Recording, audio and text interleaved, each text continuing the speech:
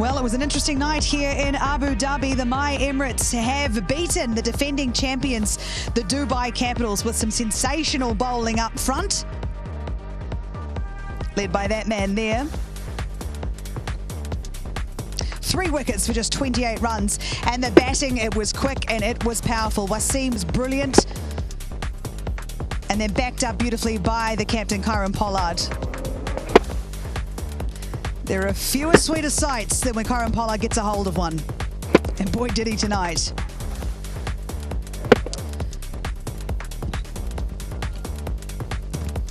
So they have secured their place in Qualifier 1, taking on the Desert Vipers. They get 2 bites at the cherry. As I said, they won by 8 wickets. You can see contributions, but not really enough for the Capitals tonight. Pollard brilliant with the bat, and Banton supported him nightly.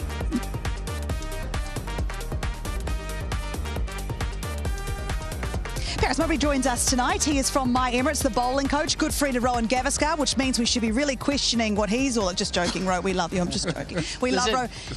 Santa's given you a present today, Santa Ro. Oh, Ro gave me some presents for my children because he's a beautiful human being. So no wonder Paras has decided to be friends with him. Made from my wife. A little plug-in for her company. You didn't tell me your wife made them. I would have started with that. Ian Bishop on the end there, who's delighted to be talking about children's pyjamas, joins us here. Paras, first of all, congratulations. Great to get that win. Great to get the spot in Qualifier 1. What was most pleasing for you tonight? Yeah, thank you. I think, firstly, obviously, it's great to qualify. But just purely happy with the way we bowled. And I think this is the last 5 games for us. It's just the way we bowled, and especially the power plays. We tried to maintain the pressure, picked up wickets. But yeah, I'm very happy with the way the bowlers have turned up for the last 5 games, and can't get better. I just want to say, he's a bowling coach when he's not mentioned one word about the batting. And he's just got, the last 5 games we bowled well, this game we bowled well.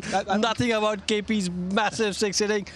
I'm just handling my department. I'm just focus on my department and leave the rest for the others. That's so smart. Stay in your lane. Yeah. I should try and do that more often, but I don't really know how.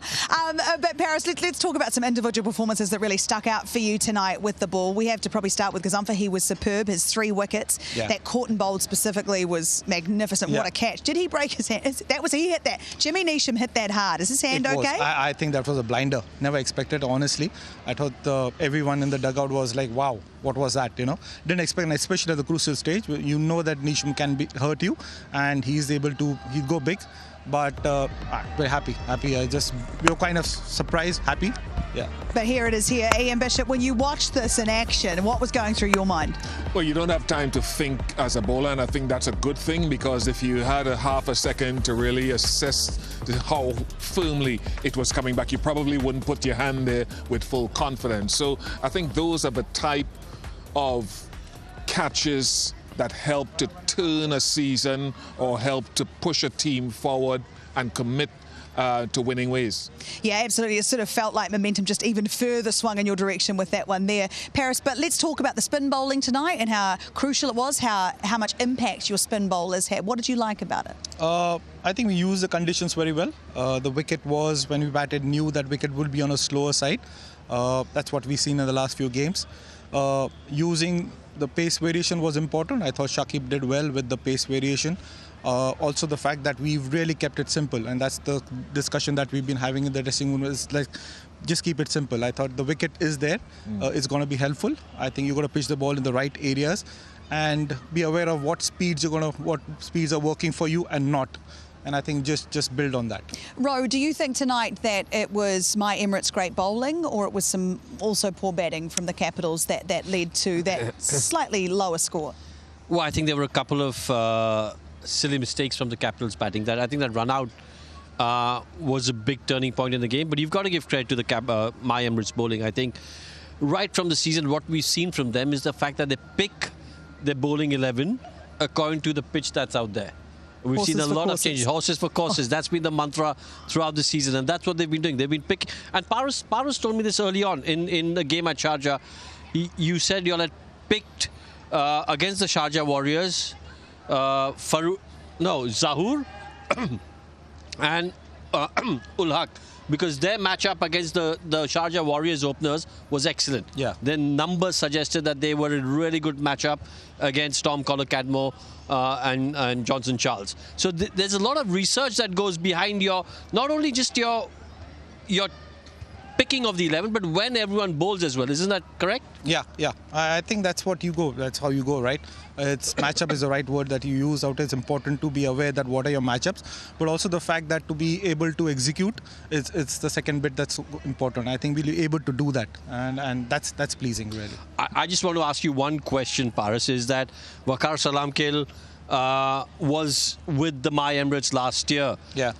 Kieron Pollard's record against him is something spectacular. Every third ball goes for a 6. Yeah. Did something happen behind the scenes that you want to tell us about? Because it just looks like when KP's out there against Waqar Salamkil, it's like bam, bam, bam. Yeah. Not that I'm aware of, but as you rightly mentioned, I think it's a great matchup. I think it's always you've seen till now that Paulie has an upper hand with but especially I think it's when you bowl into a batter like that, you realize that he's pretty much under pressure, and I think that opened the gates for us, and very critical stage that over, and I think and then it's just fizzled out, really. Yeah, Paras, we were just looking for some gossip there, to be perfectly honest with you. No. Hey, Bish, let's have a look at Gazumfa and his 3 wickets tonight. He was brilliant. He used the Gazumfa. He used the conditions. Bless you. He used the conditions superbly well. When you watch this young man in action, what do you like about him and what he offers the My Emirates? Well, as a finger spinner, he's control of length. He has the doosra, he can deviate the ball both ways, but all of that is useless unless you can control the length that you bowl. And it just keeps batters guessing. They don't know already which way it'll be turning, and they don't get much time with pace through the air. And we can think of someone who was at his best doing it with Sunil Narayan when he was at his absolute best. Pace through the air, onto a length, both-way deviation. So Gazumfa, still a young man, is really, really good at that. Yeah, Paras, what's he like off the field? Is he sort of a quiet young man? Has he been easy to work with? Does he take direction well? Yeah, he's very easy to work with, and I think what helps these guys have been playing around all over the world under different coaches and different teams, so kind of get used to the different environments they're playing in, and easy to work with. Yes, as Bish just mentioned, I think special in terms of the variations that he brings, pretty much like Sureen. He's getting there. He's kind of finding his footholds now, understanding what his strengths are and areas that he should be kind of keep away from. But as he's a nice guy, a lovely lad in the team, and great to work with. Let's talk about Kieron Pollard. Bish, a man you know very, very well, and the way he batted tonight. It's so good. There is, like I said before, there's nothing sweeter than watching him in full flight. He's having a good time at this tournament, it feels like. I like the way he's operating. I like the way he's inspiring. He's right in there as captain, and he's leading by example. That has always been Kieron's way. He takes leadership very, very seriously. And what I've found is that over the last 2 or 3 seasons, he has batted, maybe not this season as a whole, but he's been batting as well, perhaps, as he was doing maybe 8, 9 years ago. He seems to have revitalized himself at the back end of his career. And tonight, he came in and he showed that once there's time, he didn't feel under pressure because he soaked up 7 out of 10 dot balls, because he knows that down when it's really required, he can muscle the ball over the boundary. So he has those smarts as well that I think common sense prevails in this game. It certainly does. And Paras, before we let you go, you guys had a little bit of a slow start in this tournament. You've qualified now. Things are looking good. You've got a real bit of momentum heading into the qualifiers. What's happened? What have you put that down to? The bowling bit, I guess. I've got to take credit for that. Why wouldn't I? You just give it this guy, yeah. But I think it's important at the back end. You got the momentum going, and especially you want to win. Yeah, we were scratchy initially. We never been the best of starters. I think similar this game as well, this tournament so far. But pretty happy the way we've come back, just kind of gelled together. I think we stuck together. That's important. Sometimes what happens when you don't have the initial bit, obviously the tournament doesn't go your way, it's easy to scatter. But I think where Paulie has come in and kept everyone together, and I think that has really worked. So yeah, one step at a time for us. We've done well. All the departments are getting better. Yeah, we're still scratchy sometimes. I thought we just have butter fingers on the field. but the catching bit. But I thought we're getting better now. Does that come under the bowl? No, that's all right. We won't talk about that. Hey, thank you so much. Doesn't come under the bowling. No, I didn't think so. Hey, Paras, thank you so much, and all the best for the next stages of the tournament, and congratulations on your success so far. Thank you. Thanks, Thank you. Thank you. Thanks, guys. Ro will call you. He will call you to debrief. Boys, okay, so we've got to talk about the Dubai Capitals, defending champions in this tournament, and they sort of looked constantly behind the 8 ball tonight, I thought, in this game. Yeah, I thought you're right. Absolutely not. That for one phase of the game could you say they were ahead in the game. Opening partnership of 26 runs, that was probably the only time we thought, okay, listen, it's a slow start. Can they kick on from here? Can they get to about 150, 160, which on this surface would have been very competitive. But they just kept losing wickets at regular intervals, no real partnership. And then even when they came out of bowl, I mean, it wasn't a big score that they were defending. As you can see, there just wickets falling, regular intervals. I thought the spinners for my Emirates bowled really well. But when they came out to bowl, I was a little surprised that Arslan Ash came into the action only after the power play, because he has been the main wicket taker. And maybe if he came on to bowl a little earlier, look, my Emirates got off to a good start, like a really good opening partnership. If he had come in, maybe picked up a few early wickets, could have put a little bit more pressure on the My Emirates team. Well, when the My Emirates came out to bat, they were slow. They were considered. They didn't rush anything. They sort of gave themselves time. I guess that's what you can do when you know you have the power in the middle order, like we saw with. And you're chasing a moderate total. Yeah. So Andre Fletcher coming in decided that he would take his time to get into his innings. That first over that he sort of played out the first 5 or 6 deliveries because he knew that he needed to get himself set. But you're absolutely right. Pollard, with his power down the back end, gives you a sort of a comfort zone. But I still do believe it was smart cricket on their part. They know it's a moderate total. Don't take any risk. Don't give Waqar Salam Keel anything as late. We thought he was late into the bowling attack as well. So I thought it was sensibly played. So do the Capitals then need to be concerned because their power that they bank on, Rovman Powell, Jordan Cox actually in the last wee while, they're under an immense amount of pressure to score a bulk of the runs because they keep sort of failing or not doing as well as they should be at the top? Yeah, but I mean, just if you have a look at this game in particular, it's a bad day in the office. They were outplayed in every department, so you've got to be thinking, if you're part of that Capitals camp, okay, listen, it's a bad day in the office. Ideally, it's come at a time when if they'd won the game, you get into the top 2, you have 2 bites of the cherry to get into the final. So it was, in a sense, a crucial game from that perspective. But you've already qualified. You've got to now hope that, listen, this one bad day's out. We are into in the top 4. Hopefully we get on a run. We don't have another such day. And hopefully we can put in better performance. Batters like Rovman Powell, who are crucial, like you said, to the fortunes of the Capitals, will be coming good. We know what a quality player he is. He's got the role to play which Karen Pollard does for my Emirates. So look, again, I think, they're a strong side, but they will be sitting in that dressing room dissecting what's happened today, saying, listen, we need to improve on these fronts. These are the areas where we were seriously not good. What can we do to get better in the knockout games? And if you're going to have a bad day at the office, this is probably the day to have it. All right, we want to announce our winners. Our Z winners. The Visi Smart TV presents Jawal Dikal in Ampao contest for the previous match. So a huge congratulations to all of these winners you can see on your screen here. There are quite a few, so hang on. You've shown amazing Jawal and winning exciting rewards from Visi Smart TV, a smart TV that has it all, the youth entertainment brand. Do not miss your chance in the next match because Visi Smart TV Jawal Dikal in Ampao, that will be happening in the next match as well, so do not miss that. OK, we're going to take a short break here in Abu Dhabi, and when we come back, we'll have a quick wrap-up of this match and look forward to the next. We'll see you soon.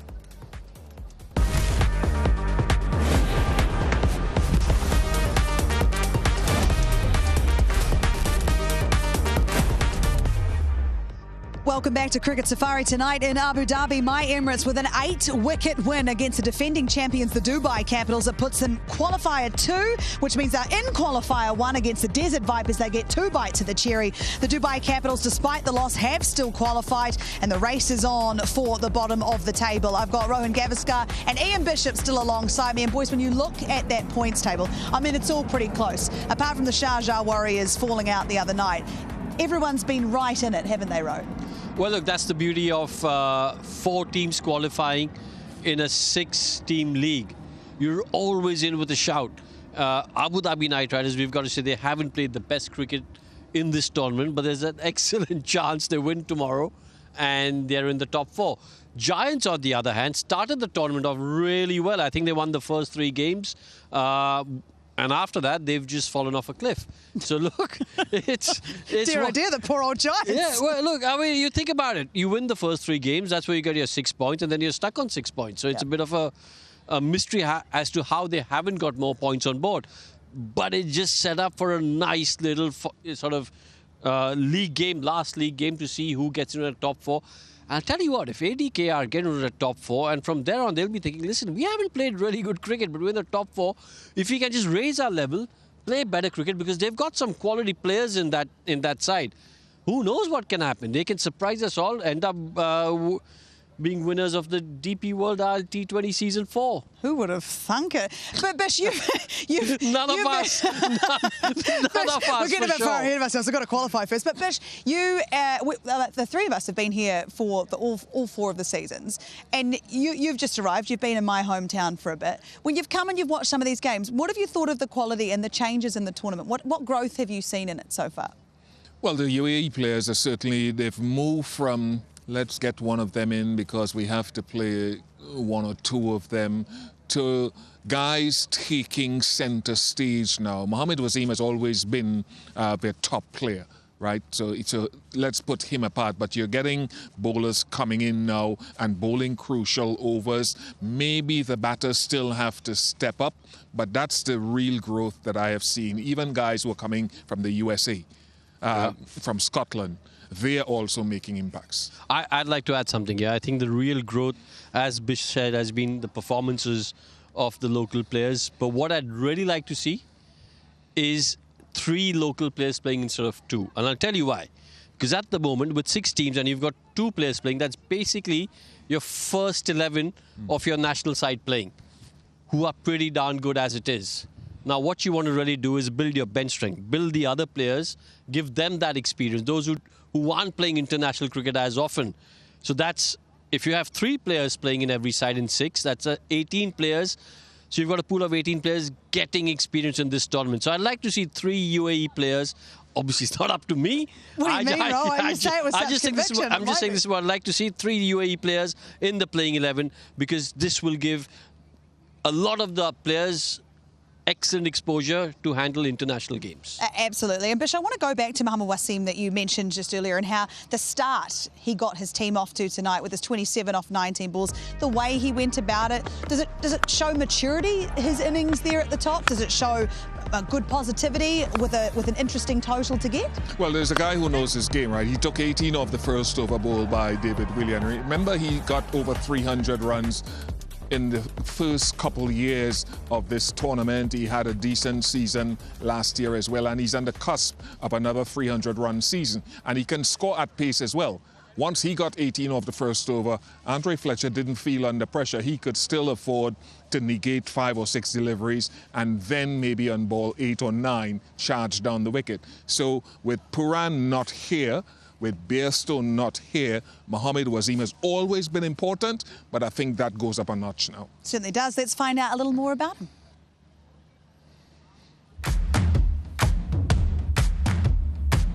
Waseem is probably the best UAE player around.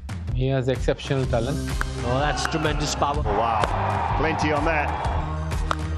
Sixes मारना पसंद है, लेकिन मारना आसान भी नहीं है ऐसे, लेकिन उसके लिए हमने बहुत से काम किए हैं, बहुत मेहनत की है इन सिक्सेस के लिए।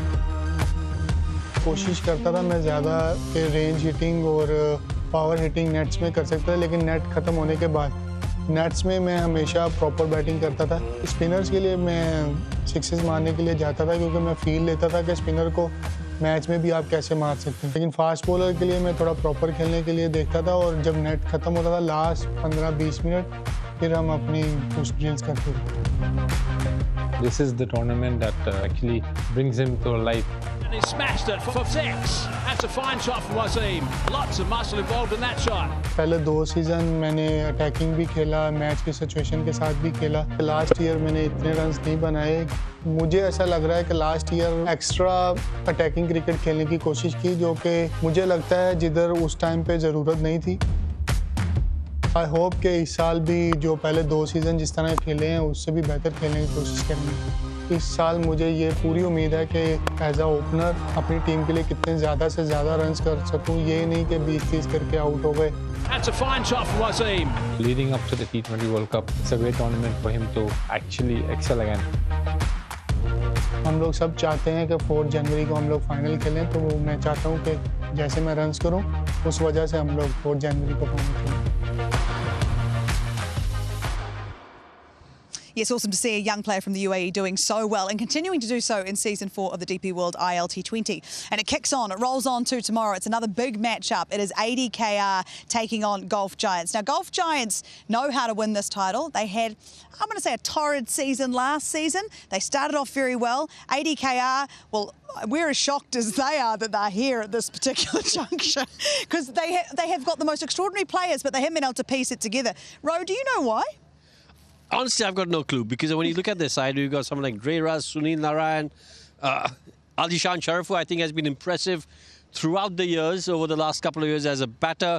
You've got Phil Salt right up there. So look, Ajay Kumar again has been really impressive with the ball. He's been one of the shining lights for ADKR. It's been a mystery to me, to be completely honest, as to why they haven't performed consistently well. Bish, who are you picking tomorrow? ADKR. Ooh! Oh, I think I know why too. I mean, what about you, Ro? Yeah, I can't go against Bish. I'm going ADKR too. We're all going for ADKR. Up the ADKR. Good luck to them. Thank you so much for joining us here in Abu Dhabi. It's been a great night if you're a My Emirates supporter. They have won by 8 wickets. They qualify in second place. They get 2 bites of the cherry. What's going to happen tomorrow? Well, you better join us. We'll see you then.